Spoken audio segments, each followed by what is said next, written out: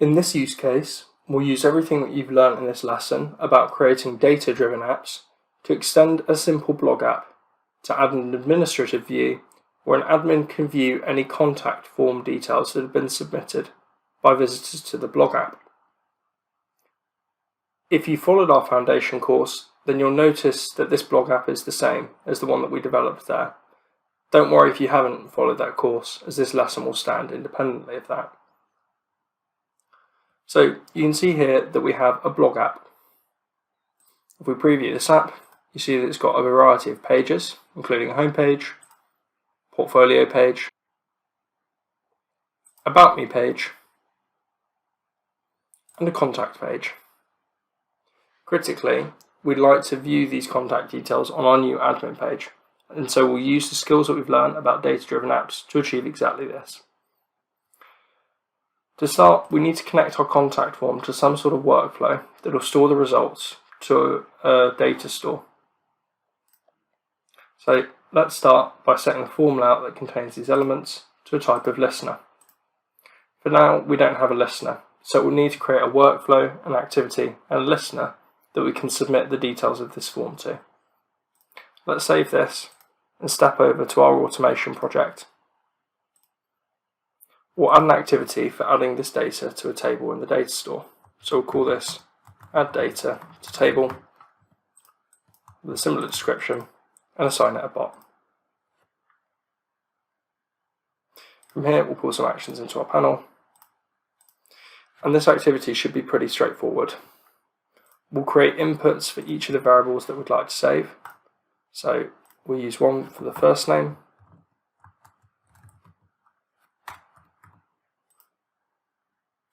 another for the last name,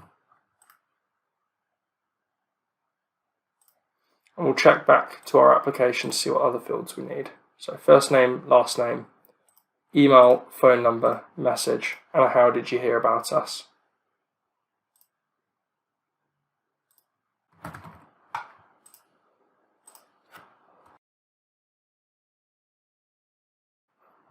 Once we've got this, we can then use these inputs to add a row to a table in the data store. Let's create that table. You can see that from before we had linked this form up to a data store, so it submitted each of our entries individual into these two tables. So we'll clear this and create a new table called contact submissions. Let's add columns for each of the fields that we'd like to capture.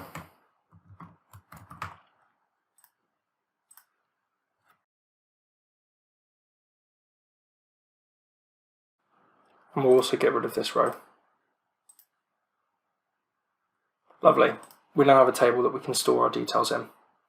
Let's return to our activity and use an add row to table action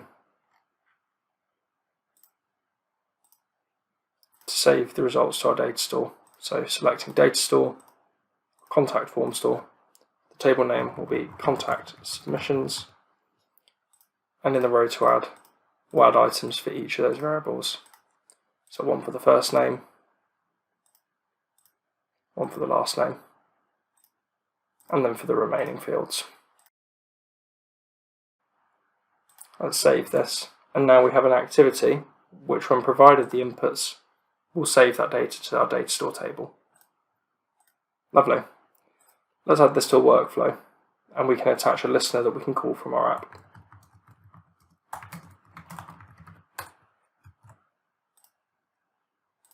This workflow will be really simple. I'll have a start node and a stop node, and our single activity in the middle to save the data to that data store table. We'll add a listener to our start node,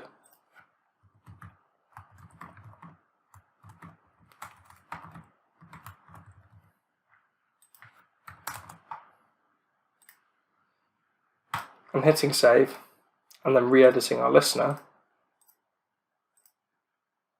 we can pull through all of the activity inputs that we expect, including the first name, last name, and other fields.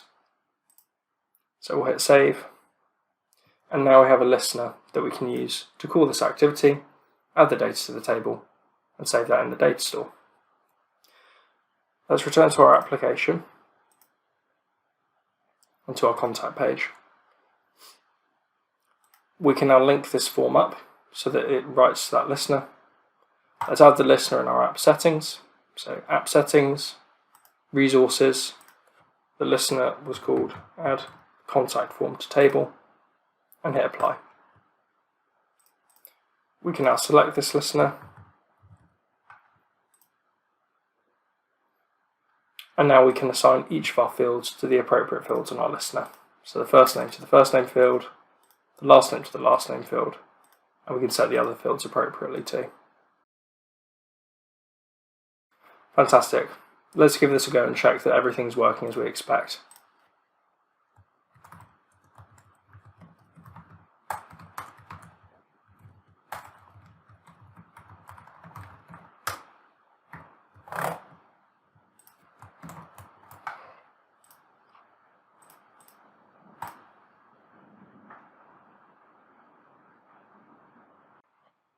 To check that this is actually run, let's navigate to our pipeline. You can see that the action ran, and it successfully added the row to the table. If we now check our automation project and go to our data store, we can see that this row has successfully been added to our table. The next thing that we'll do is create a new admin page in our app where we can actually view these submission results. So let's return back to our app and create a new page. We'll first drag in a flex layout and give it a bit of padding, and then add some text to our page so we know what's going on.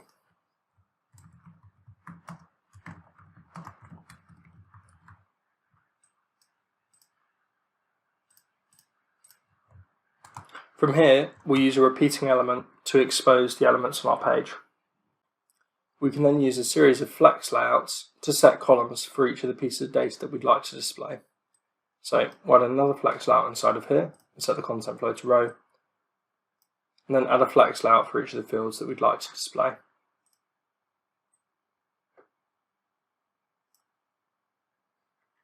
We'll add some text for each of the headers,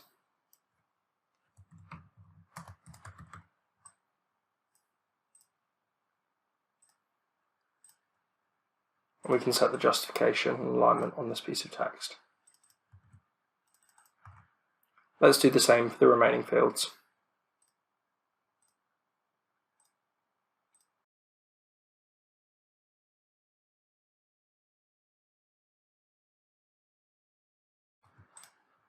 Lovely.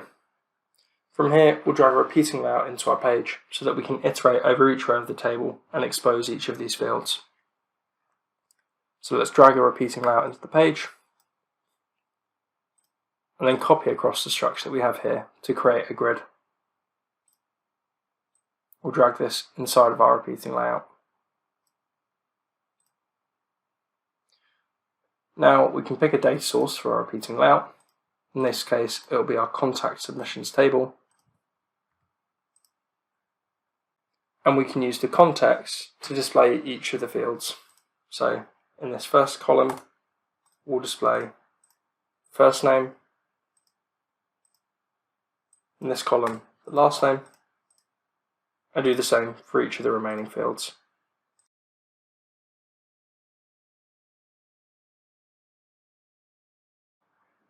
We can then save and preview our page, and you'll see that at the moment we display just that single row.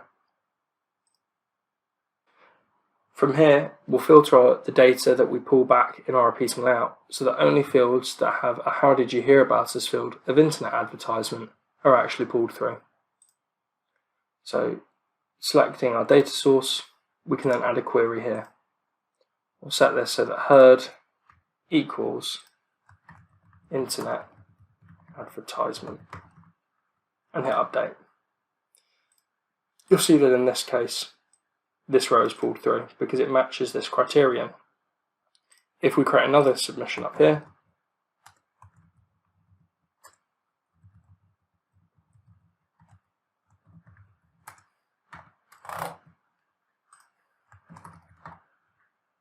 with a different field, we can add a new row to the data store, and returning to our admin page, we'll see that only the row with internet advertisement is pulled through. We've now achieved exactly what we wanted to, which is an admin page where we can view all of our contact form submissions.